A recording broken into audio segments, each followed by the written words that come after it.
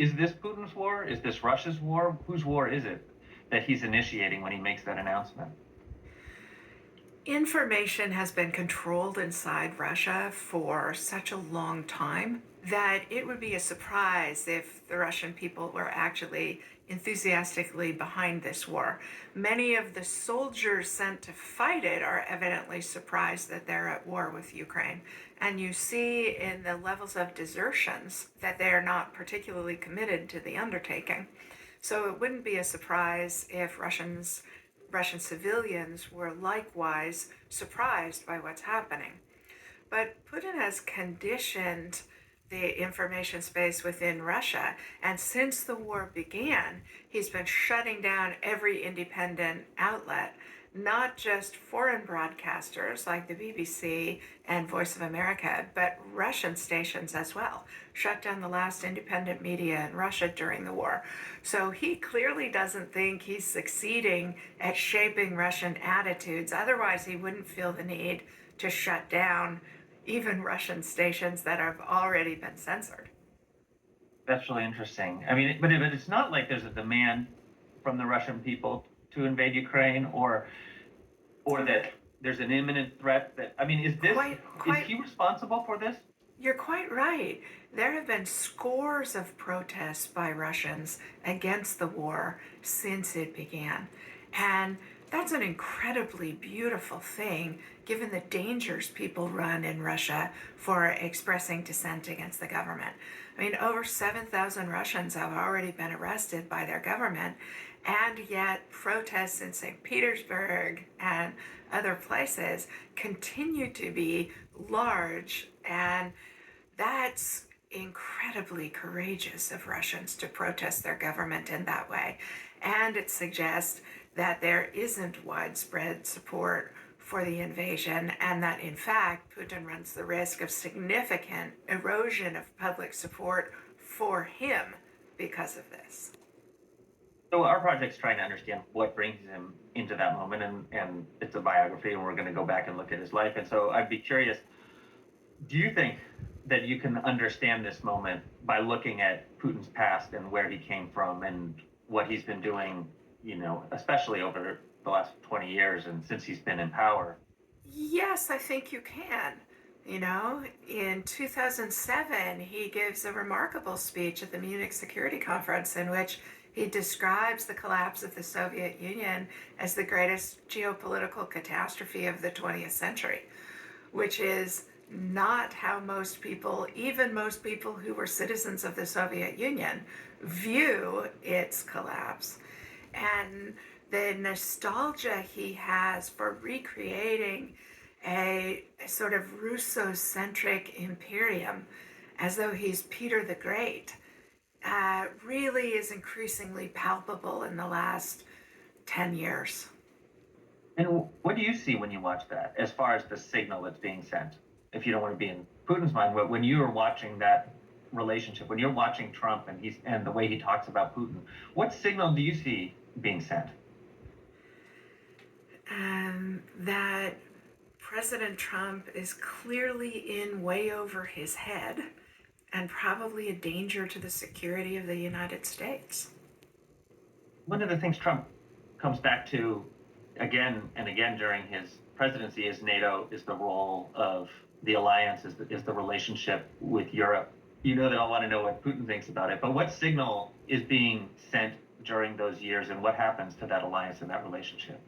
The things President Trump said about, his admiration for Vladimir Putin and his lack of admiration for the leaders of free societies, the way he called NATO's mutual defense pledge into question, the way he denigrated the defense efforts of the alliance and of free societies, the way he threatened to withdraw troops from Japan, South Korea, Germany, other long-standing and stabilizing defense relationships, must have seemed like an amazing gift to Vladimir Putin, because the very strength of the Western alliance was what President Trump was damaging. And Putin didn't even have to prompt him to do it. He did it all on his own accord. And it was both disgraceful, but also endangering the security of the United States and its allies. Period that we're looking to understand, which is the lead up to Ukraine, so 2018 till now. There's sort of two parts we're looking at, and one of them is inside of Russia, where there's cracking down on protesters, there's jailing of the opposition, there's a new constitution. Can you help us understand what Putin is doing in those years inside Russia? He's slowly strangling free expression and civil society. He's slowly strangling the ability of Russians to get information and share information with each other, to express their political views. And he's doing it in insidious ways to avoid political accountability for the actions that he's taking. What do you mean by that? I mean, assassinating political opponents instead of um, either winning the argument or canceling elections, instead of holding elections that he would lose, he's trying to assassinate political opposition so that there's nobody to stand in opposition to him. Is there pushback either inside Russian society or from the international community to as he's making these moves inside of Russia? Yes, civil society groups in and outside of Russia are drawing attention to it. Journalists are covering these issues inside Russia and outside Russia. The problem is that either Vladimir Putin is not deterrable, or we haven't done enough to stay his hand in those actions. And again, it's not clear to me which of those two things it is. Interesting, because you mentioned something which was a question that we've had too, which is like why under the Biden administration versus the Trump administration is this happening now, and what is he watching that might give him a sense that this was something that the U.S. would respond to? I mean, and I guess the obvious events will be watching January 6th and the withdrawal from Afghanistan. Well, America's adversaries portrayed January 6th as a cautionary tale. This is what democracy produces: instability, domestic political violence, the clawing away of legitimacy from democratic institutions. And you shouldn't want this. You should want the stability and the predictability of a repressive society. That's how America's adversaries try and portray January 6th. They don't draw attention to 740 some arrests by the Justice Department and by state governments, and effective counters by the FBI. So they don't show a free society's tools of law and order succeeding. They show democracy and law and order failing as a way to suggest that the only successful system of government is repression. And of course, that's not true. It's so interesting in those terms because you mentioned other instances where it seems like there's this confrontation between an authoritarian view and democracy, and that often people say about Putin, like, there's not an ideology, it's not an ideological conflict. There's absolutely an ideology. This is about um, this is about freedom versus repression. And Putin and other enemies of freedom attempting to legitimate repression as the only way societies can be stable and can be legally controlled, which is, of course, nonsense, right? And we should take that as an incredible compliment of the vitality of freedom and the universal nature of the truths that we hold to be self-evident, because we sometimes lose confidence that our values are universal. The people who believe our values are universal are Vladimir Putin and Xi Jinping. because they are working very hard to build repressive states where people don't have a choice over the kind of government they have. In Afghanistan, because I asked about that as well. How is that seen in Russia, the withdrawal? As an incredibly satisfying humbling of the United States. That they spent 20 years and couldn't achieve it and finally had to flee the country under duress. That's how it's being portrayed in Russian state media. We've been trying to understand Putin, and it is hard because you get the public statements, but you don't see what's going on behind the scenes. And have you noticed a change in him as you've been observing him, obviously from afar? But does it seem like he's more of who he is? That the paranoia is deeper? It does seem like an increasing paranoia and a decreasing rationality in his judgments. You know, the speech that he gave uh, attempting to justify the invasion of Ukraine, you know, wildly claiming that the country was run by Nazis and that the entire country had to be disarmed, first of all, is wildly untrue. But second of all, those kinds of expansive war aims aren't things you can achieve with the use of an invasion force of 190,000 troops. So the decreasing connection between his political objectives and the political, economic, and military levers he's using to achieve them, those things are no longer connected in time. And instead of reining in his objectives, he's expanding them. And that does speak to decreasing rationality. He also, in that speech, this idea of invoking Russian history and the czars and going back even before Not the Soviet Union. invoking, What is going on? he's not invoking Russian history. He's rewriting Russian history in an attempt to rationalize his choices. Right? The Russian history that Putin is attempting to tell would puzzle Russian historians. What he is doing is propagandizing Russian history in an attempt to justify and support his own choices.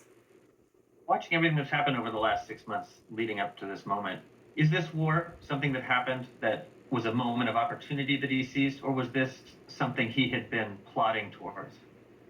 Well, he'd at least been plotting towards it for the 6 months before he commanded those 190,000 Russian troops to invade Ukraine, because the buildup was long, visible, um, and slow moving. So, yes, of course it was planned. And the Biden administration and other free governments admirably attempted to make clear what Russia was doing and to try and deter it by very clearly and very publicly stating that there would be major consequences, economic and political isolation and damage based on Russia invading Ukraine. He does it anyway, Yes. even with being told that. Well, and that's the question Which either means that you raised is it either means those measures were inadequate to deter him, or he is undeterrable. And we don't as yet know which of those two things prevail. also raises the question of how much he understands, which you raised before, like how much he understands what's going on, the capabilities of the Russian military, the attitude of the Ukrainian people, what the West is going to do. When he makes that decision, does it seem like he understands what's going on? No, he clearly miscalculated the capabilities of the Russian military, the capabilities of the Ukrainian military, the willingness of the Ukrainian people to fight for their independence, the willingness of free societies to shoulder burdens in defense of their interests and in support of the people of Ukraine. This was a miscalculation of Napoleonic magnitude.